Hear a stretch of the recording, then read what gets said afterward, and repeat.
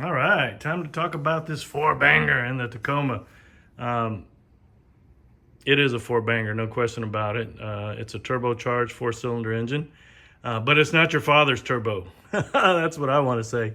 This thing has been designed from the ground up to be a truck engine, and the turbo attached to it has also been labeled a commercial-grade turbo. What does that mean?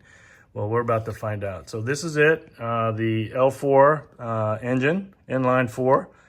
It generates 278 horsepower, same as the outgoing engine, but it does have more torque. It has 317 pound-feet of torque, which, as you know, torque is what moves you when you're at a stop. So you're at a stop sign, you press the accelerator. Torque is what moves you off the line quicker, or at a stoplight. And so there are some videos now of the third gen and the fourth gen drag racing, if you can call trucks drag racing, but there's no question that the fourth gen is going to beat it every time. It's faster. It's off the line. I've had a third gen. I've driven this for 2.5 months. It's faster. It's quicker off the line. It's smoother. No question about it. So how did they do this? Well, as I mentioned, and for those of you that don't know who Sheldon Brown is, he is the chief engineer for Toyota. Has an engineering degree from the University of Michigan. Michigan, if you don't know, is a top engineering school, no question about it. He spent a lot of time in Detroit. He knows engines, not to say that he's never wrong, but he knows what he's talking about. And there are always trade-offs that engineers have to make between cost and benefit. Could they make an engine that never, ever breaks and could go 1,000,000 miles? Absolutely they could. But would we be willing to pay the price for that? I doubt it. And so that's where the trade-offs come in. But this engine was designed as a truck engine built from the ground up to do more heavy-duty off-roading, to do towing. The turbo, which is right down in here, you can't really see it, it's shielded, is also designed as a commercial-grade turbo engine, which is designed for 50% more duty cycles. And so here's one of the things that they do to manage it better.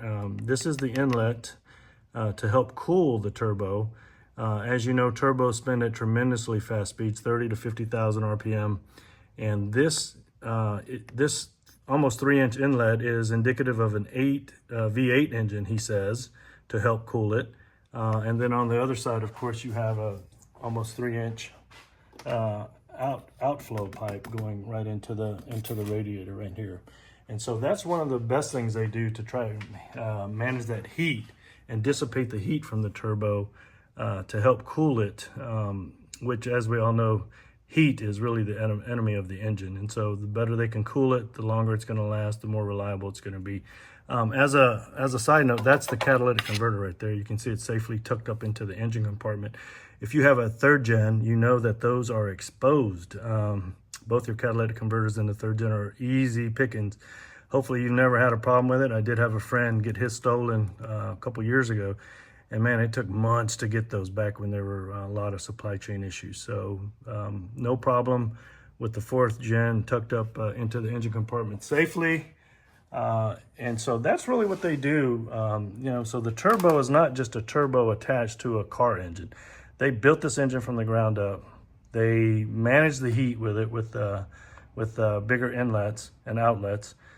And the turbo itself is heavier, it's stronger, it handles heat better, and it's designed for 50% more duty cycle than a regular car turbo. So they knew what they were doing. Hopefully they didn't risk their reputation with the Tacoma's reliability with this new engine. Hopefully they didn't. I am not going to say it's never going to break on you, but I think that they took proper steps to make sure that, number one, the performance is there, it's faster, it's better. I wish I would see better gas mileage on it, but I'm getting about 19 in the city, which is what I got with my third gen. The difference is on a long drive, the 8-speed transmission on this one versus the 6-speed on the third gen is night and day difference. This does not gear hunt on a long trip. Now, if you have a third gen, you're going to say, oh, mine doesn't gear hunt. Nah, mine did. It gear hunted all the time in cruise control on a long trip. This one, smooth as silk. So without question, could they have improved it even more? Tough to say, but I'm very, very excited. After 2.5 months of driving this, Very excited to get in it every day and drive it. It's smooth, it handles well, it accelerates well. I rarely get it into sport mode, but when I do, it's even more responsive. And for those of you that love the third gen and want to defend its praises, it's a great truck. In fact, my son has a third gen, and he's coming home from college here in a few days, studying engineering, coincidentally. But we're going to put these things side by side and compare them, and you'll be able to see. And I'm going to try and point out all the differences in the truck. And you know, I know these trucks are more expensive than the previous gen.